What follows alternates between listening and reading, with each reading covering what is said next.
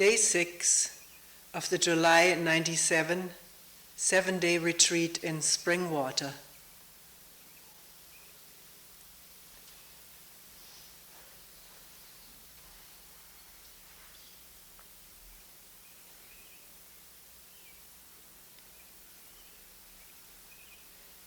I think all of us are noticing as we move along in this work what a tremendous impact language has.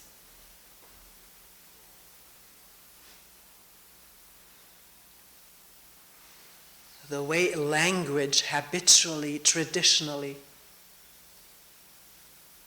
formulates things affects our perception.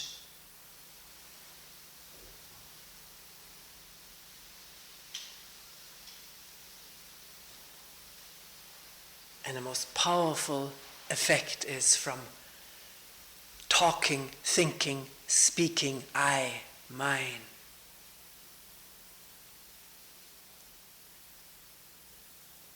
Believing honestly that this word I, me, mine, represents a reality.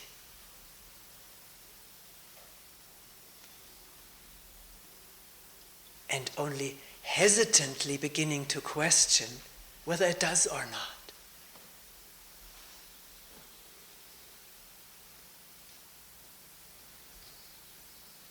I speak, I see, I hear, I want, I fear.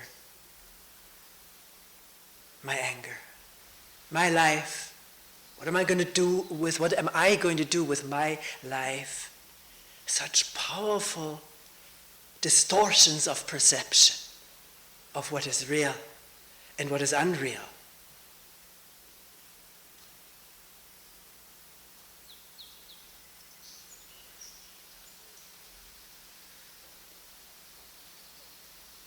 There's a real body sitting here, real up to a point. It changes all the time, but the changes seem real because they're partly affected by what we just said.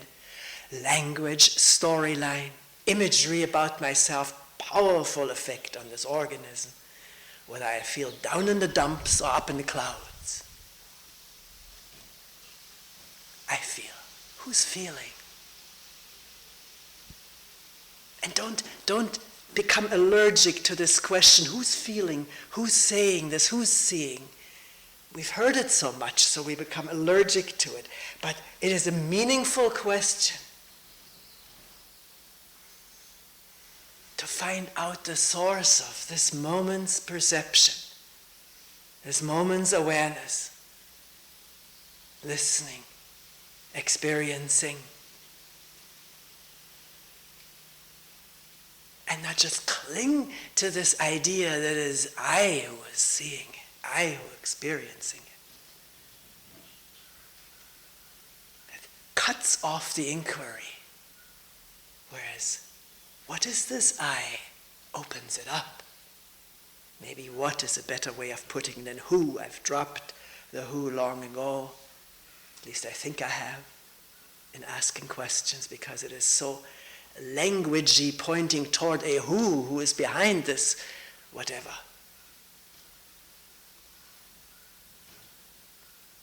So one question that comes up quite a bit for people is, what do you mean when you say, look at this? Or when people say, I'm looking at this, I'm seeing this. What is meant by it? It's not accessible to me. Can you say some more about it? And true enough, there is no I that is looking. No I that is seeing. I mean I with a capital I. There's just winding and flowering and walking and eating and swallowing. Resting or evacuating. Either transparent, or we can put it word in words appearing in awareness, or no awareness, or very little. Always seems to be some little trickle of awareness there.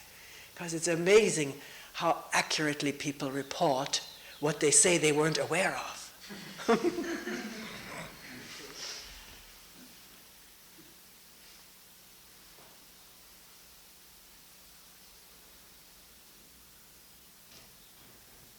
So, maybe one can, it's very difficult. Language is so habitual, it comes so quickly off the disk. Hard drive, soft drive. There it is, an expression. I see that. I don't like that. And fortifying all the while this feeling that there is an I that likes and sees or is stupid. What there is stupefaction, awareness, listening, seeing, inciting, or dulling, sleeping, dreaming, fantasizing. But who's doing it?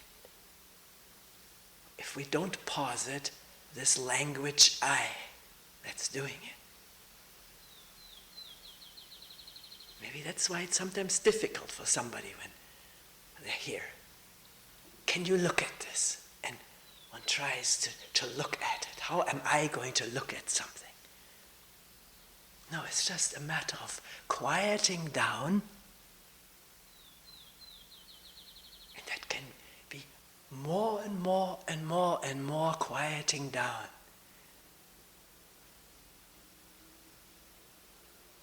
And things clarifying on their own. We talked about this, I think, this murky pool that we are yesterday. Sand, gravel, clay, some stones, pollywogs, frogs in this murky pool. I don't mean to say the pond is the murky pool. Times it's so clear that it reflects every shade of cloud and tree. So still, clarity is stillness with a pond. A little bit wind and it begins to ripple and divide up the trees into pieces.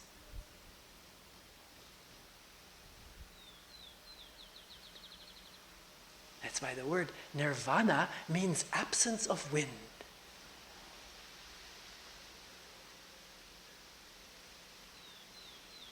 So, not I am looking at myself.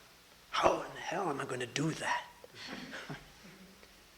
But quieting with the breeze, with the bird call, with the breathing. And things become more clear. Thoughts arising and arousing emotion. Memories and experiences. Which are not just mental, visual things. They involve the whole organism.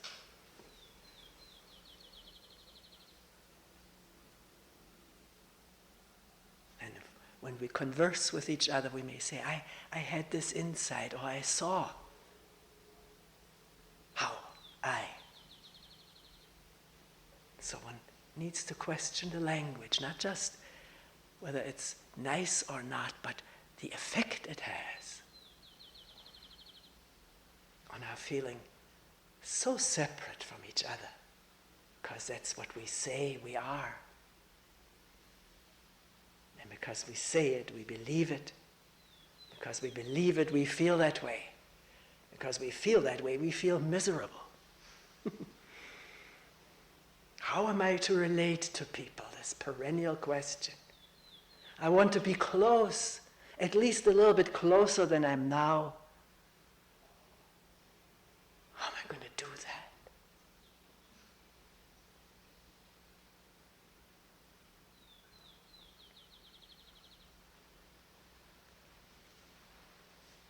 brings people together we were looking at yesterday, and what keeps us apart.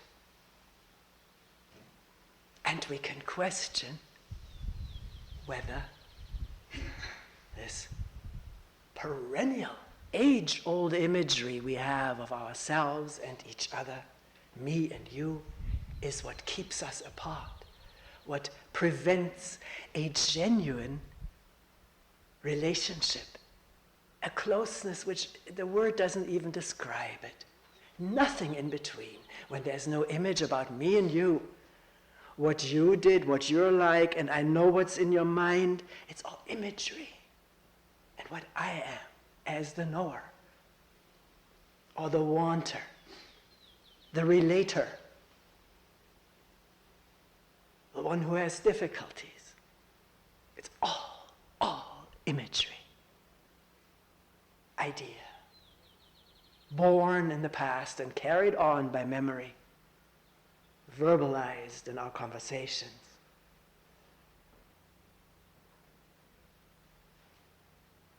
Preventing this miracle, I could almost say, of no relationship, because we're all here.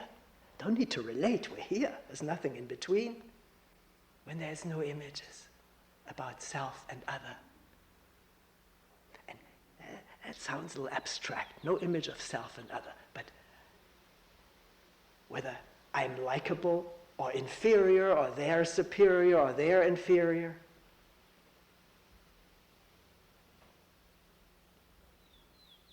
whether she likes him better than me, her better than him. How we dwell on this kind of image making and image injection, because the organism reacts like to an injection of a chemical. They like her better than me. Boom. I'm inferior. And all kinds of feelings that we call envy or jealousy arise. All nurtured and cradled in the past and reawakened with every image, with every contact that happens through imagery. Images relating to each other, rather than real people who we don't really know what they are, because we change all the time, or potentially change. The organism changes by the second, by the millisecond. And so do the trees and clouds. Talking of clouds, there was a game I never tired of playing as a child, watching the clouds, seeing the dog confront the lion, and observing it change, but then the mind drifted away, and looking back up there was no lion and no dog left. There was something else. And then wondering, why couldn't I pay attention to see the disappearance of the lion? But if one is so completely with a cloud formation, which looks like a lion, the brain says that, so completely with it, not drifting away, it's always what it is. This check-up, this memory check-up, is it still the lion, is in abeyance when we're completely there, when there's just attention, just awareness, just being. No word covers it. But it's possible that there's just this, and it's always just this. Unless comparison starts with what is remembered that it was, and then, oh, too bad, or good, changed for the better or for the worse.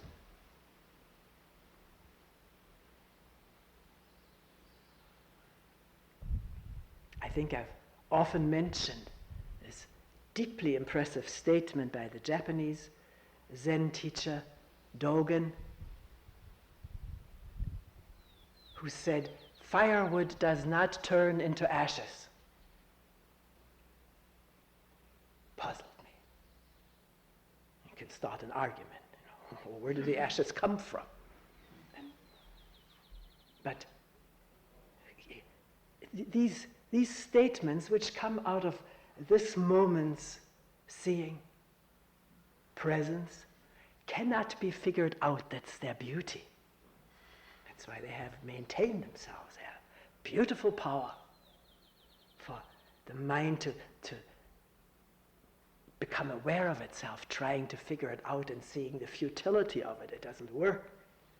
And then finally, doing the common sense thing of sitting in front of a fireplace, indoor or outdoor, and watching. Same thing as with a lion. There's always only simply what is. It needs thought and knowledge and memory to say this piece of glowing white, whatever, was once firewood, or the firewood was once a tree, or this huge tree, which was felled to make the firewood, was once a tiny little seed. That needs thought. There's nothing wrong with thinking that way, reflecting. Can sometimes give one the shivers, looking down at this marvelous oak, the only big oak that was left to the center before the loggers sold it to us. I don't know whether the loggers sold it. That huge oak tree came from a tiny little acorn. Boggles the imagination. And the imagination likes to be boggled at times so we can shiver. Feel touched by something. So, where did we come from on this drift? From the firewood, from the lion, from always just being what we are. We cannot know what this person is, even though thought, brain, experience, functions thereof, try to captivate this person in an image or in a number of images to which I relate, I also being an image. Can we examine that, or is it clear? At times it comes very clear, doesn't it? And that the distance that we feel from each other, the isolation and the pain and sorrow of it, may be mainly due to this image making inherent in the brain and rarely questioned for whether what it says corresponds to reality.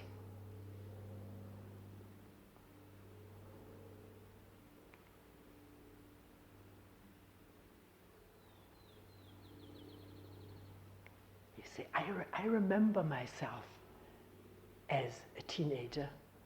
I don't very much, but I have photos. I can look at the photos. I'm looking at the photos, and that was me. But saying I'm looking at it is already imagery, leaving alone all these pictures in the albums. There's memory. Quite insufficient. Because the way we really were, we didn't even know then, so how can we remember it?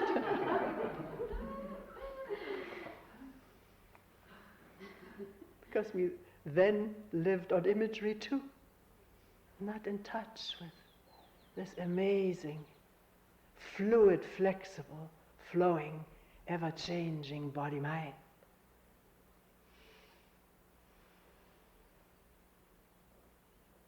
Now, Gesundheit.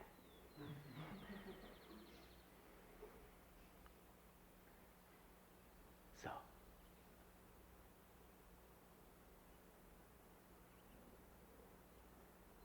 all the memories I have are imagery, and the I that has them is an image too. Not that there aren't functions happening in the brain, and probably a coordinating function to line these memories up into some coherent sequence.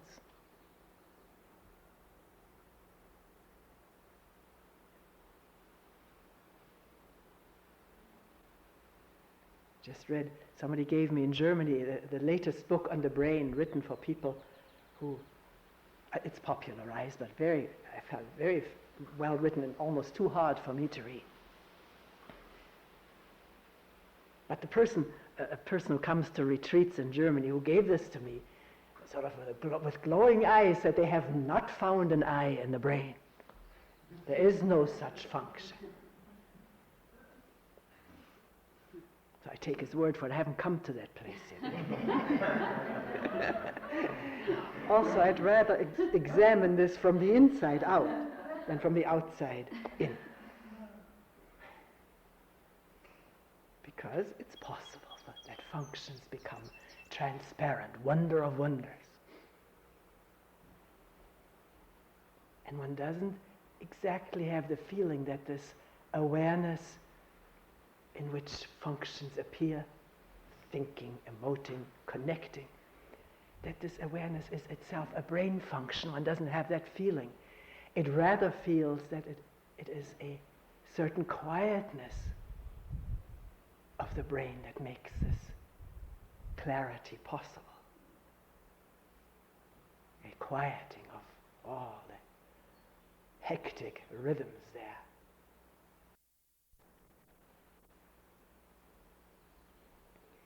Because at the moment that awareness dawns, or seems to dawn, it's always there, but it's too much overlaid with stuff. At a moment of awareness, what comes into view usually is already something that happened. It's sort of in the memory hopper, still blinking in there to be seen, to be surveyed. But the body may still be excited with a fear that was aroused by a fearful thought, or the anger aroused by an angry memory, the sadness, or the pleasure. And then the interesting thing becomes, is it keeping going? The anger, the fear? And an innocent question, why is it keeping going? Not it shouldn't. I'm aware now it shouldn't be there anymore. These are all images which becloud a pure investigation. What keeps the fear, the anger, the despair going? That the body is manifesting it is no question. There it is. One can attend to it very gently, spaciously, allowing all these wrinkles and tensions and agonies to display themselves, to run their course, which may take time, a lot of time, relatively short time, it doesn't matter. But what keeps it going when it keeps going?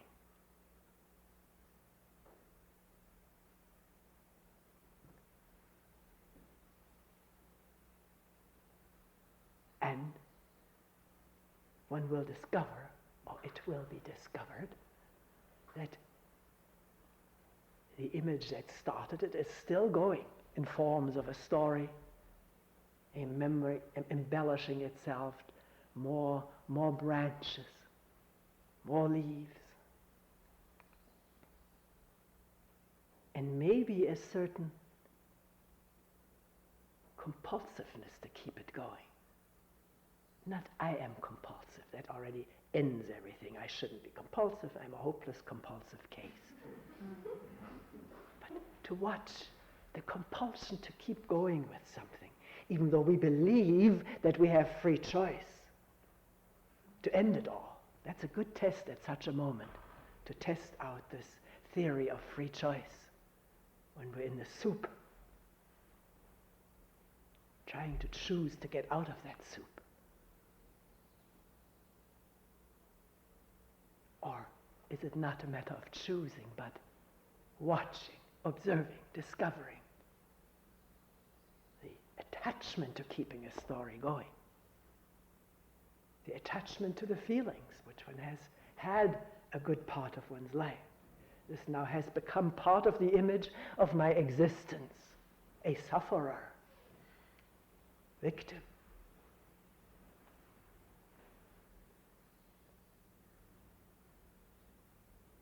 I grew up in a family and in a tradition where victimization was a very going thing. And I learned that. The delight in picturing oneself as a victim, even though it was painful. But the incident may have passed, but the story keeps on going, and in that one delights, or maybe delight is not quite the right word, but revels in it or attaches to it. Can't let go of it, because the belief is it's my existence. Not that one formulates it like that to oneself. Once we begin to formulate it this way, there's already a rupture in this whole process of carrying on with the sensations, the pains, and the story about it. Once one begins to question it, even though one feels a certain resistance to this questioning, leave me alone, I want to proceed this way, is sort of an implicit answer. And maybe there's the energy to keep looking, to keep asking. And the looking is not I looking, wondering about it. Questioning, what is this all about? How does it go? How does it continue? It takes some energy, which is why these things become so apparent in a retreat, because there is individual as well as collective energy. There's really no division between the two. And the time to observe things carefully with the energy that is awareness, looking.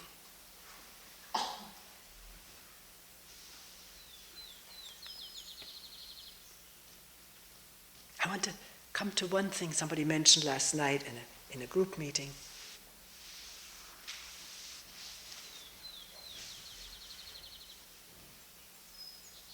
Saying,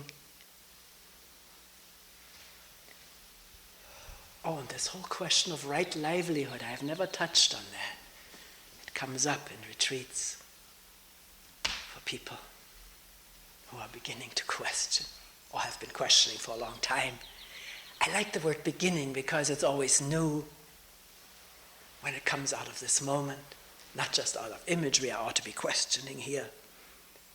So maybe we'll get to touch on the right livelihood too. One person saying, I used to think that I'm doing a lot for others, most of it for others, and I realize it's not true.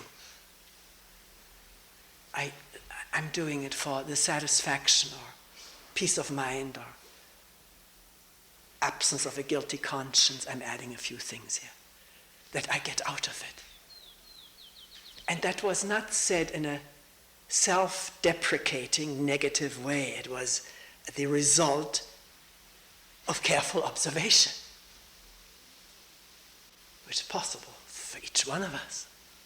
If the image doesn't stand in the way, the image saying, I'm an altruistic person and hanging on to that picture, which hides the truth. And most of the time, in this mode of self-centeredness, we do things for ourselves.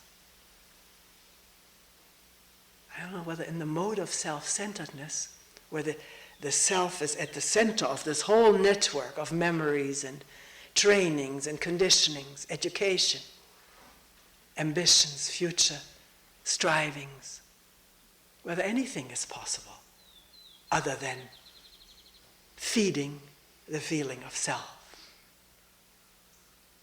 enhancing it, making it more happy.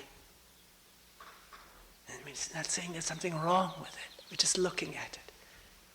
And this has happened over the many years that I've done this work with people, that somebody who really discovers their self-centeredness feels quite elated about it, because there is a discovery of truth taking place, which is freeing from imagery that I have to keep pretending what I am and keep stuffing it up.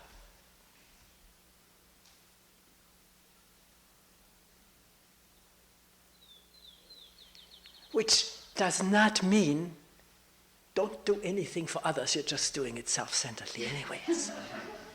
No. As we do things, we watch. And maybe in the doing, imagery can drop away. So that's just the doing. And that just doing helps everybody. Not in the conventional sense of helping, but it is absence of imagery operating freely. And therefore, maybe compassionately, lovingly.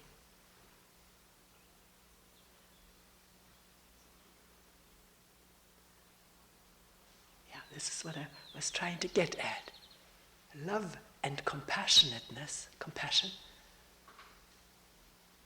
does not thrive in the self-centered realm.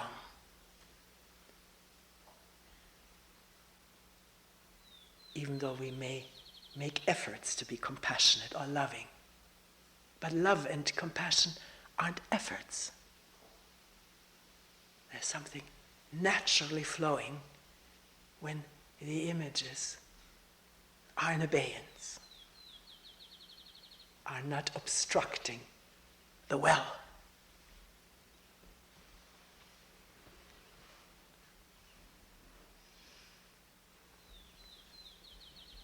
So then coming back to this perennial question of right livelihood, what to do that is meaningful.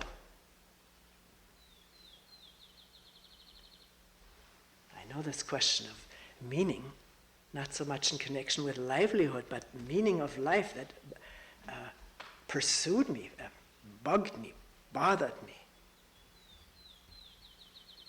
During all these war years and years of persecution. And bugs people now. Unfortunately, there's two different ways of being worried by something, bugged by it. Either one falls into a pessimistic, desperate state of mind, cynical, hopeless, no use. Human beings are basically evil or whatever, all one may be thinking in terms of imagery.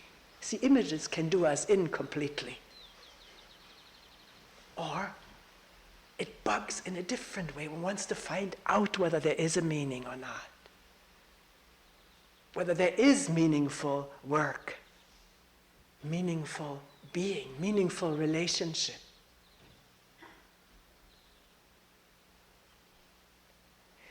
We used to have a piece of land. We still have it. We don't go there anymore because you don't need a piece of land when you live in this area, south of Buffalo,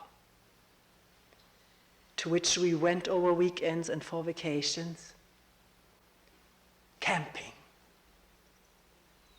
That's where I watched the firewood, not turning into ashes.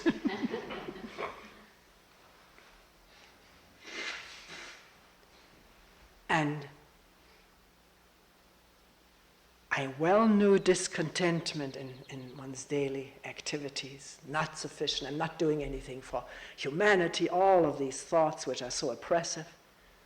But the amazing thing was that returning from this piece of land after a day or weekend of camping, I felt a freedom from those worries. And I was amazed by this. How come? I'm not worried right now. I didn't even do anything there. How come I'm not bothered by not doing something meaningful for others? It was just blown away with the wind and the ashes. So it's for each one of us who has this oppressing thought about what is meaningful work and am I really meaningful engaged in what I'm doing, to find out.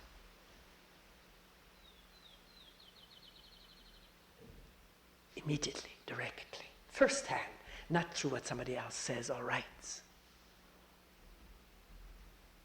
And people do find it out all the time, that in just doing dishes, there's no worry or conflict with meaning.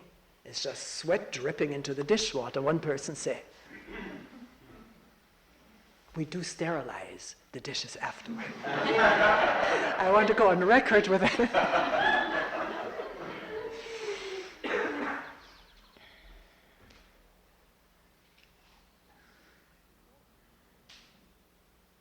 Whether it's possible for an ordinary human being be set by images about meaningful work and unmeaningful work, and me doing it or not doing it.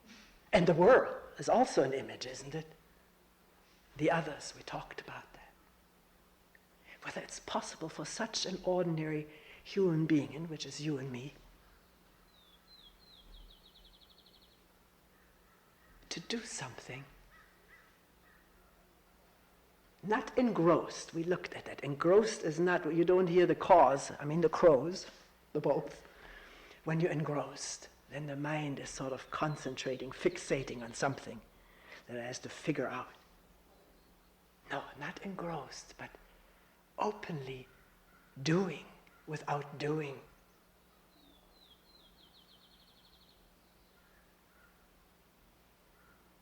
I like the exclamation of this one Chinese monk 1,000 or more years ago. We'll read it tomorrow.